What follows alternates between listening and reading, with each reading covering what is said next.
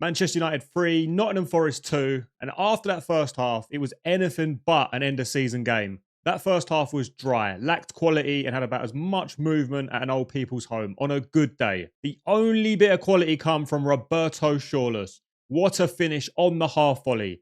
And after that first goal, I'm thinking, we're going to see us turn up today. There's no pressure. The objective's already been complete. But whoa, that first half was boring. From both teams, that first half was absolute dross. As per usual, in the second half, we always start slow. Short corner from Forest. To be fair, what a ball from Anderson, who clearly wants to come and play for us next season. That's why he put on such a great performance today. And to be fair, Morata, he couldn't miss from 5 yards out, could he?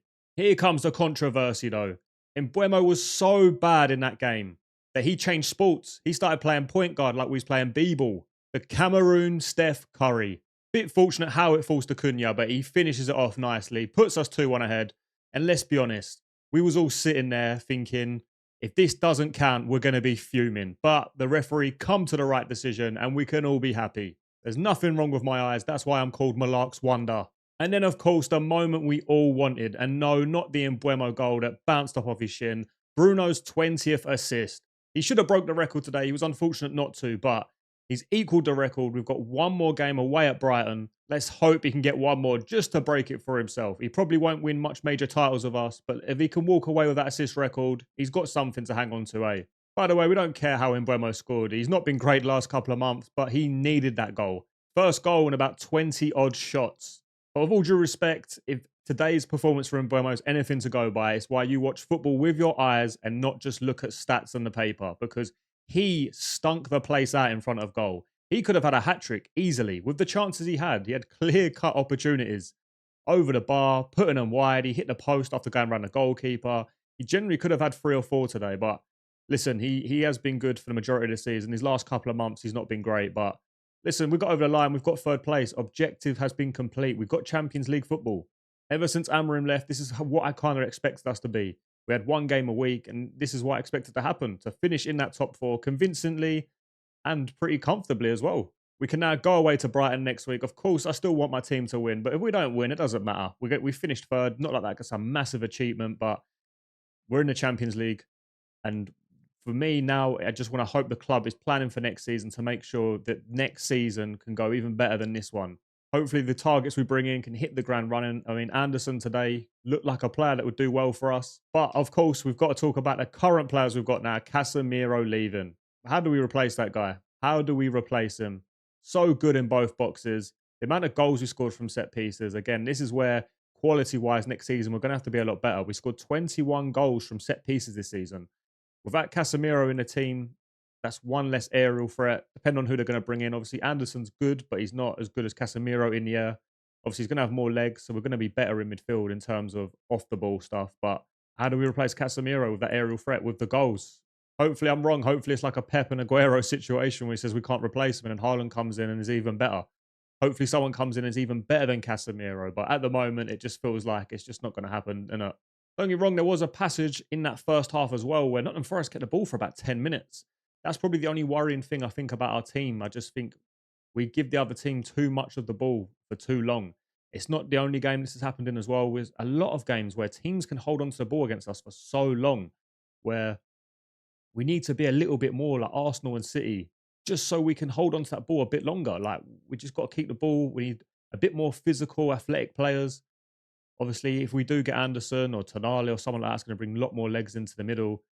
But yeah, we do need a lot more athleticism in that team, because we give the other team too much of the ball. And then that's how teams build into games. Like, we only ever have 55, 60% of the possession, which again, I'm not massively a person on stats, but we need to be having more of the ball.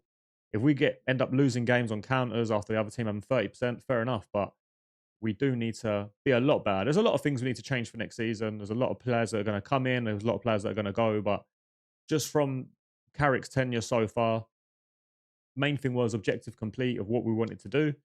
But there's a few things that we do need to sort out for next season. A lot more games as well. So our players are not going to be as fresh as what they have been as well. We've been playing 1 game a week. I mean, I'm telling a lie here. We've barely played 1 game a week, because there was a stage where we didn't have a game for 2 weeks. And then there was another stage where we didn't have a game for like 10, 11 days. So we've been barely playing 1 game a week. And this is going to be so much different next season. We're going to have a minimum of 8 more games. I'd be surprised if we got in the first round of the FA Cup and the Carabao Cup.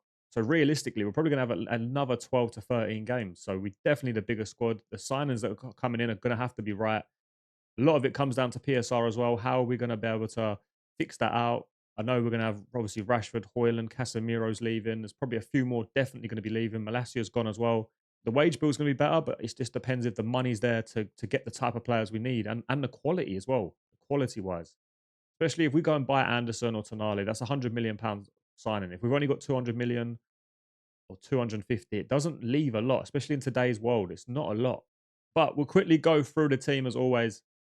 Lamens, I feel so sorry for this guy. He made a really good save in the first half and in the second half. But he just had no chance on either of the goals. Like I said, the first goal was a great whip in. Morata's not going to miss. He was like 7 yards out. Keeper's got no chance. Second goal, he's punched across the box. Nice side-footed finish into the corner again. Lamens, no chance. I feel for him. He makes his saves. He does what he needs to do. He comes out and claims the ball. Yeah, unfortunate for him. He's conceded 2 goals. He's done nothing wrong. On Lamens, £18 million. He's been one of the signings of the Premier League this summer. 100%.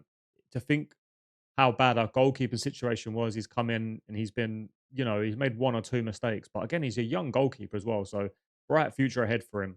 Our back four today, both our fullbacks done all right, to be fair.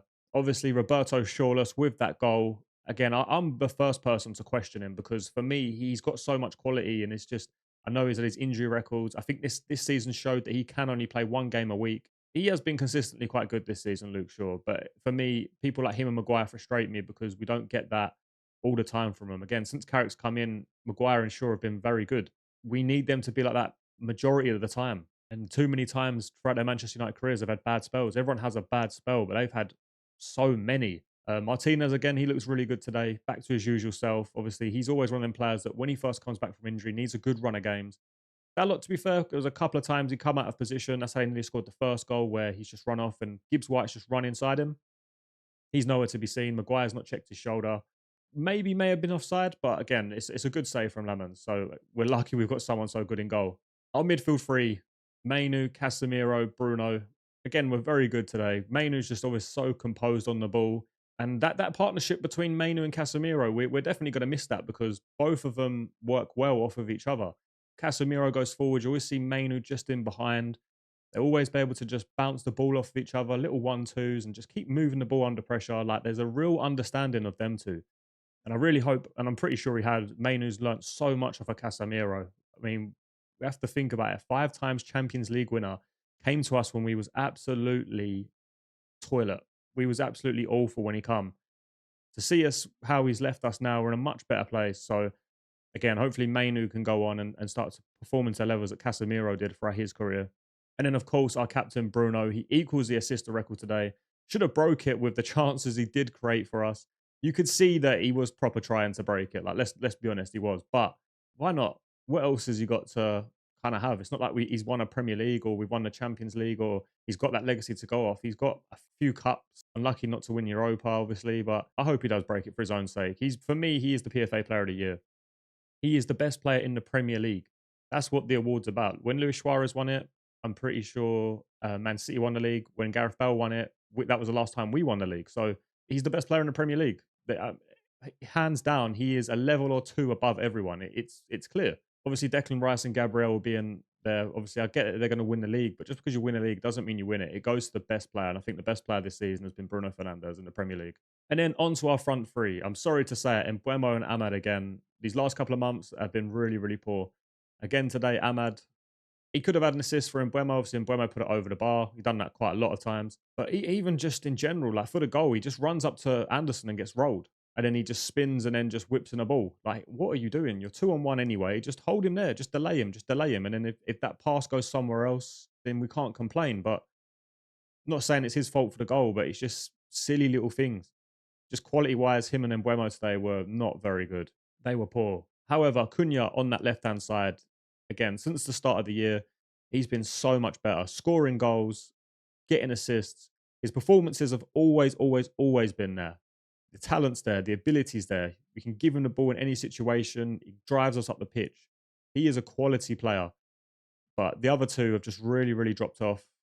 Obviously, next season, I'm assuming we hopefully we do need another attacker. We need another striker. So that right hand side will be a battle between Ahmad and Mbeumo, and it might not even be any of them two playing. It could be that Patrick Dorgo goes on the left and Cunha on the right, if this carries on with how bad their form has been. So it's not me digging them out. Obviously, this was the first goal in 12 games for Mbeumo. Our last game next week against Brighton. Brighton away. Obviously, Brighton are still trying to challenge for Europe. For us, it's like I said, it's game done. Hopefully, Bruno can break that assist record. Not really got much else to touch on, really. We've got our new kit, quite a fan of it. So let's just hope that it can bring more success to this football club.